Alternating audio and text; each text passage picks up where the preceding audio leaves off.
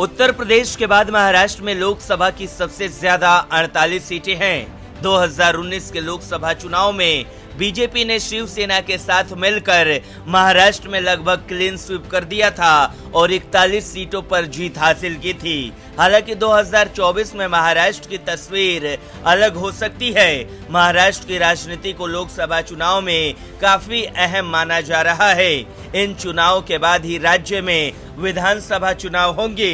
India TV और CNX ने अपने ताजा सर्वे में जो अनुमान व्यक्त किया है उसके मुताबिक बीजेपी को राज्य की 48 लोकसभा सीटों पर 32% वोट हासिल हो सकते हैं। बीजेपी की सहयोगी शिवसेना एकनाथ शिंदे गुट 10% और अजित पवार की अगुवाई वाली एनसीपी के खेमे को 5% वोट मिलने का अनुमान व्यक्त किया गया है।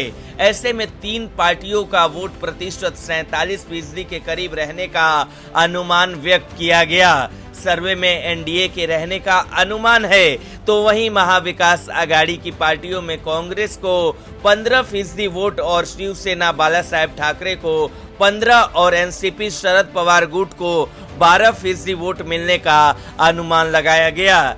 ऐसे में कांग्रेस की अगुवाई वाले गठबंधन को 42% वोट मिल सकते हैं। ओपिनियन पोल में सीटों का भी अनुमान लगाया गया है। इसमें बीजेपी को 22 सीट मिलने का अनुमान है। ऐसे में बीजेपी को 1 सीट का नुकसान हो सकता है, तो वहीं शिंदे की अगुवाई वाली शिवसेना को 4 सीटें मिलने की बात कही गई है। ऐसे में उन्हें 8 सीटों का नुकसान हो सकता है।